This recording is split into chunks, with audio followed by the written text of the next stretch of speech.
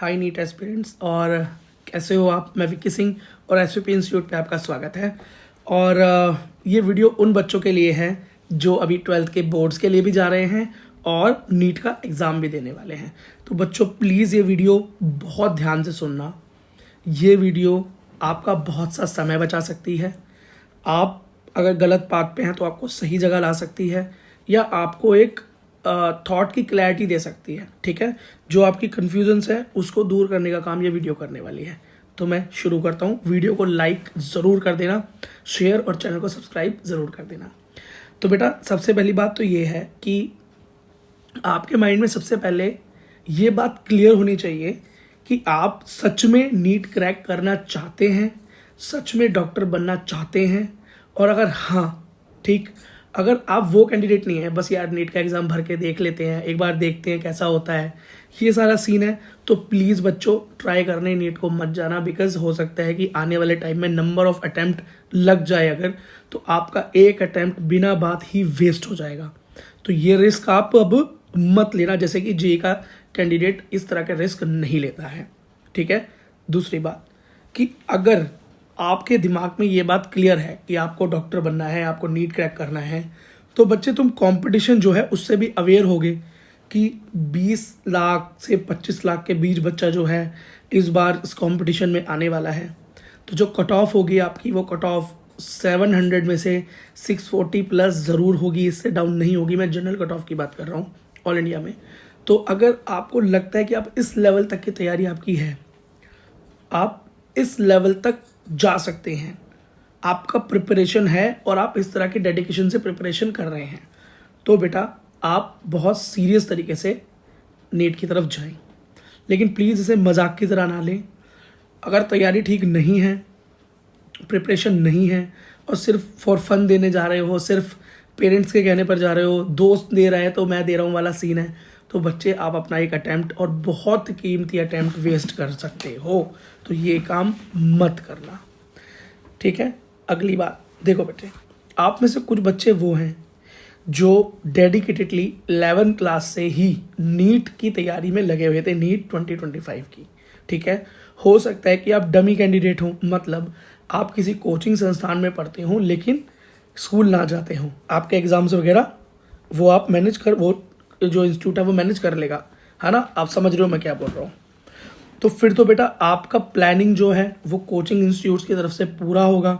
आपकी 11th आपने अच्छे से कवर की होगी, आप अपने बैकलॉग्स पे भी ठीक से काम कर रहे होगे, और आपके सामने का जो स्ट्रेटेजी है, आगे का जो स्ट्रेटेजी है वो भी कंप्लीट होगा, कोर्स भी ऑलमोस्ट ख़त्म होने वाला होगा।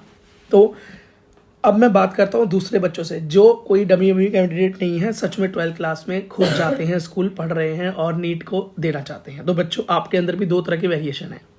पहली वैरायटी तो वो है जो 11th क्लास में सिर्फ आई और 10th क्लास में बहुत ब्रिलियंट स्टूडेंट थे, 11th में आए तो धक्का लगा कि अरे यार ये क्या हो गया, बहुत डाउनफॉल हुआ, बड़ी मुश्किल से घिसते पिटते उठते बैठते आप किसी भी तरीके से मैनेज करके 11th को पार किया और 12th में आए। जो गलतियां आपने 11th में की थी आपने 12th में नहीं की, शुरुआत से अपने पढ़ाई की और आप काफ़ी सीरियस हुए। उसमें से आपका कोई फेवरेट सब्जेक्ट बन गया, जैसे बायोलॉजी, या हो सकता है कि फिजिक्स अभी तक समझ ना आती हो वाला केस भी हो सकता है। अगर आप इस कैटेगरी में हैं, ठीक, मैं मान के चलता हूँ कि आपका 12th तो बहुत ही अच्छा है। ठीक है। अब इसके अंदर भी दो डिवाइडेशन होंगे, देखते हैं आप किस कैटेगरी में बैठेंगे। आप अपनी सिचुएशन नीचे कमेंट बॉक्स में ज़रूर बताना। तो कि आप पहली सिचुएशन ये है कि आपकी 12th बहुत अच्छी है, आपने 12th बहुत अच्छे से पढ़ रहे हो, आपकी तैयारी बहुत बेहतरीन है, बोर्ड एग्ज़ाम आपके अच्छे होने वाले हैं, अपना कोर्स जो है आपका कंप्लीट हो चुका है बायोलॉजी का, और फिजिक्स में भी एंड होने वाला है, केमिस्ट्री आपने बहुत अच्छा कर लिया है, अच्छे मार्क्स आपके आ रहे हैं क्लास टेस्ट में, यूनिट टेस्ट में, और आपके कोचिंग्स में अच्छे रिजल्ट आ रहे हैं। तो आपका टेंशन अभी 11th क्लास है। अब 11th क्लास में दो वैरायटी जो मैंने बताई थी कि पहली वैरायटी वो जो घिस पिट के आराम से किसी भी तरीके से 11th में पास हुआ, दूसरे बच्चे वो जो शुरू से काफ़ी सीरियस थे, उनको कोई गाइडेंस था तो उन्होंने 11th क्लास को शुरू से कोचिंग ज्वाइन करते हुए या सेल्फ स्टडी करते हुए बेहतर तरीके से 11th को कंप्लीट किया है। मतलब उनका 11th क्लास के तीनों सब्जेक्ट पे नहीं तो कम से कम 2 सब्जेक्ट पे काफ़ी अच्छा होल्ड होगा, और एक सब्जेक्ट भी ऐसा नहीं होगा कि अननोन है, एलियन सब्जेक्ट की तरह ट्रीट नहीं होगा। तो बच्चे आप जो हैं डेली बेसिस पे 2 से 3 घंटे आप रिवीजन के लिए निकालना स्टार्ट कर दें, क्योंकि 11th आपने पढ़ा था अच्छे से, तो जब आप रिकॉल करेंगे उसे तो आप बहुत जल्दी उसे रिकॉल कर पाएंगे। और अपने नोट्स का यूज़ करें तो आप 2 से 3 घंटे डेली स्टार्ट कर दें, और बीच बीच में कुछ टेस्ट ऑनलाइन देना स्टार्ट करें। कोई भी एक टेस्ट सीरीज ज्वाइन कर लें, किसी भी इंस्टीट्यूट के, रैंडम किसी भी इंस्टीट्यूट के, PW हो या किसी भी इंस्टीट्यूट की, आकाश की, जिसकी भी आप चाहें, एक ऑनलाइन टेस्ट सीरीज लें। टेस्ट सीरीज बहुत ज़रूरी है रिवीजन के साथ साथ। लेकिन अब बात करता हूँ बच्चे उन कैंडिडेट की जिनका 11th बिल्कुल ज़ीरो है, कुछ नहीं पता, सिर्फ चैप्टर्स के कुछ रैंडम नाम याद है, कुछ बायोलॉजी में पता है, हाँ भाई ये कुछ चैप्टर्स थे, केमिस्ट्री का अता पता नहीं है, फिजिक्स का भी कुछ अता पता नहीं है। तो बच्चों सिर्फ और सिर्फ 159 डेज बचे हैं। अगर आप 12th क्लास की स्टडी आपकी बहुत बेहतरीन हो चुकी है, 12th क्लास को आपने अच्छे से पढ़ रखा है, कोई दिक्कत नहीं है, क्योंकि नीट में तो 12th भी आती है। अब देखो कुछ लोग ये बोलेंगे कि 12th का जो बोर्ड का एग्जाम है वो इतना मैटर नहीं करता, क्योंकि सिर्फ 50% मार्क्स ही होते हैं फिजिक्स, केमिस्ट्री, बायोलॉजी में। लेकिन भाई नीट के एग्जाम में तो कोर्स कंप्लीट आता है ना, वहाँ तो आपकी पकड़ 12th क्लास पर भी अच्छी होनी चाहिए, तभी आप जाकर क्वेश्चन अटेम्प्ट कर पाएंगे। अगर आप बोर्ड में अच्छे से प्रिपेयर नहीं कर रहे हो, मतलब कोर्स को ठीक से नहीं पढ़ रहे हो और सिर्फ 11th पे फोकस करने में लग गए हो, ठीक है, नीट पे फोकस करने का मतलब 11th पे फोकस करना स्टार्ट कर दिया आपने, अपनी 12th को आपने ढील दे दिया है कि कोई बात नहीं 50% तो स्कोर कर ही लेंगे, तो बेटा जो 12th का जो 45% पोर्शन आएगा उसको कैसे कवर अप करोगे। तो आपका 12th पे भी होल्ड होना बहुत ज़रूरी है, ठीक है ना। तो बच्चों, उन जैसे बच्चों को मैं सिर्फ यही एडवाइस देना चाहूँगा, जिन बच्चों का 11th क्लास बिल्कुल ज़ीरो है, 12th क्लास में भी कुछ अच्छा खासा काम नहीं हो रहा है, तो बेटा सिर्फ और सिर्फ एंटरटेनमेंट के लिए, एक्सपीरियंस के लिए नीट देने मत जाएं, क्योंकि इस तरह का एक्सपीरियंस आपको किसी भी कोचिंग सेंटर में जो length course, full length test होते हैं वहाँ पर देखने को मिल जाएगा। आप नीट का एग्ज़ाम पेपर डाउनलोड करके अपने घर पे भी एग्ज़ाम को एक बार खुद कंडक्ट करके देख सकते हो, आंसर की भी अवेलेबल होती है। तो इस तरह का एक्सपीरियंस करने के चक्कर में आप अपना एक प्रीशियस अटेम्प्ट जो है वो वेस्ट कर सकते हो, और हो सकता है कि आने वाले टाइम में जो र्यूमर चल रहे हैं, कहीं अटेम्प्ट लिमिट आई तो आपको ये अटेम्प्ट जो आप वेस्ट करने वाले हो ये बहुत भारी पड़ेगा।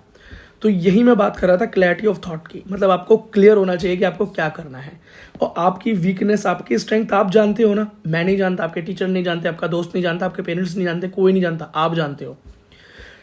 तो बच्चे 159 डेज में अगर आप चाहें तो आप किसी भी सिचुएशन में अभी हैं, तैयारी कर क्रैक कर सकते हैं नीट को।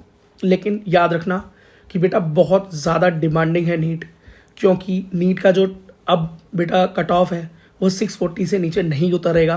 652 तो इस बार लास्ट कट ऑफ हो गया है जनरल के लिए, ओबीसी के लिए, ईडब्ल्यूएस के लिए 647, एससी के लिए 549, एसटी के लिए 526। So cut off is all time high, और नेक्स्ट ईयर बेटा नंबर ऑफ कैंडिडेट बढ़ने ही वाले हैं, घटने नहीं वाले हैं। तो कंपटीशन बेटा नेक टू नेक ही रहेगा, और नेक टू नेक से शायद आपकी नाक तक भी आ जाए, मतलब बोलते ना पानी नाक तक आ गया, सर तक आ गया। तो ये कंपटीशन डाउनफॉल की तरफ नहीं जा रहा है, ये कंपटीशन बढ़ ही रहा है, ठीक है ना।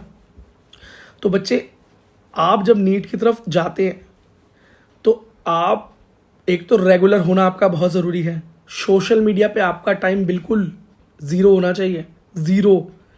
कोई ग्रुप चैट नहीं, कोई इंस्टाग्राम नहीं, कोई रील स्क्रॉलिंग नहीं, कोई यूट्यूब पे जाके अपने रील खोली और घंटों बार स्क्रॉल करते गए, आपको पता ही नहीं चला कितना टाइम आपने वेस्ट कर दिया। आपको इस चीज़ पे संपूर्ण विराम और कंट्रोल करना ही पड़ेगा, ठीक है। कई बच्चे मुझसे पूछते हैं भैया मैं बोर्ड पे फोकस करूं या नीट पर फोकस करूं, लेकिन बहुत सारी जो चीज़ें हैं जो मैंने इस वीडियो में डिस्कस की कि आपका 11th कैसा था, 11th पे कैसा होल्ड था, किस तरह से आपने वो पास किया, अगर अच्छे से किया तो जल्दी रिकॉल कर सकते हो, किसी कोचिंग में हो ऑलरेडी, 12th किस तरह से चल रहा है आपका, 12th का कोर्स आपने कितना कर लिया। बिकॉज वही बात कि शायद नीट के लिए तो 50% ही चाहिए, तो बोर्ड में 50% है, काम चल जाएगा। लेकिन बेटा नीट एग्जाम में 45% जो पोर्शन है उसको तो बेहतर करना ही पड़ेगा। और आप खुद सोचो 720 में से 650 के आसपास, 640 प्लस कट ऑफ है, 650 का एम ले हो, तो 650 करने के लिए आपके पास कितने कम क्वेश्चंस का मार्जिन है जो आप गलत कर सकते हैं, ठीक है। तो ऐसा भी नहीं है कि आप फिजिक्स छोड़ दो, केमिस्ट्री बायोलॉजी कर लो, या बायोलॉजी फिजिक्स कर लो और केमिस्ट्री छोड़ दो, नहीं। आपका तो 11th क्लास और 12th क्लास और तीनों सब्जेक्ट पर अच्छा होल्ड होना चाहिए, तभी जाकर आप 640 के आसपास क्रॉस कर पाएंगे। अगर आप जनरल कैटेगरी के कैंडिडेट हैं, ओबीसी भी है, तो बेटा आपको 10 से 15 नंबर का ही गुंजाइश मिलेगा ऑल इंडिया में। और एक बेहतर इंस्टीट्यूट चाहते हो, अगर आप MAMC, AIMS या VMMC या दिल्ली का कोई कॉलेज या अपने स्टेट का एक बेहतर कॉलेज, तो बेटा वहाँ का कट ऑफ तो डाउन आने वाला नहीं है। तो उसके लिए तो आपको बेटा इतनी ही मेहनत करनी पड़ेगी। तो आपका होल्ड कितना अच्छा होना चाहिए, ऊपर से नॉलेज के साथ साथ आपको अवेयरनेस होना चाहिए कि OMR शीट कैसे भरना है। तो इसका मतलब आपको पेपर का एक्सपोजर भी होना चाहिए, तो टेस्ट का एक्सपीरियंस होना बहुत ज़रूरी है। कई बार आते हुए क्वेश्चंस या ठीक नॉलेज को हम ठीक से अप्लाई नहीं कर पाते, क्वेश्चन की लैंग्वेज को ना पढ़ पाने की वजह से इजी क्वेश्चन को हम कई बार गलत कर देते हैं। अब तो असर्शन रीजन भी आने लगे हैं, खाली MCQ तो आते नहीं है, असर्शन एंड रीजनिंग आती है। MCQ में तो फिर भी तुक्का शायद चल जाए या आप किसी भी तरीके से उसको बाईपास कर लो, लेकिन असर्शन एंड रीजनिंग तो वही बच्चा क्रॉस कर सकता है जो असर्शन को भी जानता है और रीजन को भी जानता है। इसका मतलब जिस टॉपिक से वो सवाल पूछा जा रहा है उस टॉपिक पर उस बच्चे का बहुत अच्छा होल्ड है, वो उस टॉपिक को अच्छे से जानता है। तो उस सवाल को ऊपर से भी पूछा जाए, नीचे से पूछा जाए, घुमाकर पूछा जाए, असर्शन और रीजन का यही मतलब है कि एक थ्योरी को थोड़ा इधर से कान पकड़ लिया, इधर से हाथ घुमा के पकड़ लिया वाला सीन होता है। लेकिन आप इतने क्लियर होते हैं उस चीज़ में कि आपको पता चल जाता है कि असर्शन चीज़ है ठीक है या रीजन ठीक है या नहीं, या दोनों एक दूसरे के साथ मैच करते हैं या नहीं। तो उसमें तुक्का लगना बड़ा ही मुश्किल है। तो बेटा कैसे होगा, तो ये स्ट्रेटेजी वीडियोज़ जो होती हैं, अब मैं तो देखो शुरुआत से आपको बोल रहा था, अब फिर बोल रहा हूँ, अगर आप इन सारी सिचुएशन में खड़े उतरते हैं तो ही नीट का एग्ज़ाम देने जाना इस बार, नहीं तो बेटा आप ड्रॉप की तरफ जा सकते हो और 1 साल डेडिकेटेड पढ़ाई करो, डेडिकेटेड बिल्कुल आइसोलेट करना पड़ेगा आपको अपने आप को सोशल मीडिया से, फ्रेंड से, पार्टीज से, आउटिंग से। क्यों? क्योंकि बेटा अगर आपको इतना स्कोर करना है, सिर्फ आपको बेटा 50 कितने नंबर का मार्जिन मिल रहा है, खुद सोचो ना, 70 नंबर का मार्जिन मिल रहा है, सिर्फ 70 नंबर कम ही ला सकते हो आप। अगर एक GMC चाहिए नॉर्मल, अच्छा एक ओवरव्यू देता हूँ, इस बार जनरल कैटेगरी में जिस बच्चे के 652 मार्क्स थे उस बच्चे को अंडमान निकोबार कॉलेज मिला है। अंडमान निकोबार कितना दूर, ठीक है। तो बच्चों आप खुद सोचो कि अगर बेहतर कॉलेज चाहिए होगा तो कितने मार्क्स की रिक्वायरमेंट है। दिल्ली के अंदर अगर कॉलेज चाहिए तो 680 से ऊपर मार्क्स होने चाहिए आपको, 680 से ऊपर मार्क्स होने चाहिए। ऑल इंडिया से आ रहे हो तो 690 के आसपास मार्क्स होने चाहिए। तो मार्जिन कितना कम है। तो कुछ चैप्टर्स कर लेने से, थोड़े दिन पढ़ लेने से, थोड़ा रिवीजन कर लेने से, मॉक टेस्ट ना देने से, ठीक है, क्या आप इतने मार्क्स ला पाओगे? देखो मैं आपको डिमोटिवेट नहीं कर रहा हूँ, पर रियलिटी से आपका मैं सामना करा रहा हूँ। इसे बोलते हैं वेकअप टू रियलिटी। रियलिटी से मैं आपको सामना करा रहा हूँ। तो बच्चे अगर जो भी सिचुएशंस मैंने बताई हैं आपको, उन सिचुएशंस पे अपने आप को नापो और उसके हिसाब से आप एग्ज़ाम देने जाना और या ड्रॉप की तरफ जाना। ड्रॉप लेना कोई बुराई नहीं है बच्चे, आप ड्रॉप लो, लेकिन पूरे डेडिकेशन से तैयारी करोगे तो आप नीट को आराम से क्रैक कर सकते हो। बिकॉज हर साल बच्चे तो नीट क्रैक करते ही हैं, 50-60 हज़ार बच्चे गवर्नमेंट सीट जाते हैं, टॉप 10,000 बच्चे टॉप कॉलेजेस में एडमिशन लेते ही लेते हैं, हर साल की बात है ये। तो आप क्यों नहीं हो सकते, वो आप भी हो सकते हो, ठीक है ना। लेकिन बस बेटा एडवांटेज यही होता है कि जब 11 से एक बच्चा प्रिपरेशन में लगता है तो उसको पता है मेरा एंड गोल क्या है, तो उस एंड गोल के लिए वो प्रैक्टिस करता है। लेकिन आपने 11th को वेस्ट किया, 12th में आके आपको लगा यार नीट दे सकता हूँ क्या, इतने दिनों में क्रैक किया जा सकता है क्या। बेटा कोई भी स्ट्रेटेजी लगा लेना, कितनी भी वीडियोस देख लेना, 12th अगर 11th 0 है और 12th में ढंग से नहीं किया, या 12th किया लेकिन 11th 0 है, बेटा किसी भी स्ट्रेटेजी से आपको नीट क्रैक नहीं करवाया जा सकता। क्वालिफाई तो ज़रूर करवाया जा सकता है प्राइवेट कॉलेजेस के लिए, लेकिन गवर्नमेंट सीट दिलाने के लिए आपको पुश नहीं किया जा सकता। ये सच्चाई है बेटा, क्योंकि टाइम कम है और काफ़ी डिमांडिंग है। तो साथ साथ पढ़ाई नहीं होनी चाहिए, खाली कोर्स कंप्लीशन नहीं चाहिए, उस कोर्स को कंप्लीट करने के बाद आपको एक्सपीरियंस भी चाहिए, क्वेश्चंस करने का, पेपर फेस करने का एक्सपीरियंस चाहिए, और बहुत सारे PYQs करोगे, DPPs करोगे, तब जाकर आपको एक्सपीरियंस आएगा कि एक आते हुए थ्योरी को भी आप किस तरीके से क्वेश्चंस की लैंग्वेज के अकॉर्डिंग अप्लाई करोगे। तो बेटा ये भी प्रैक्टिस से ही आता है, ठीक है ना।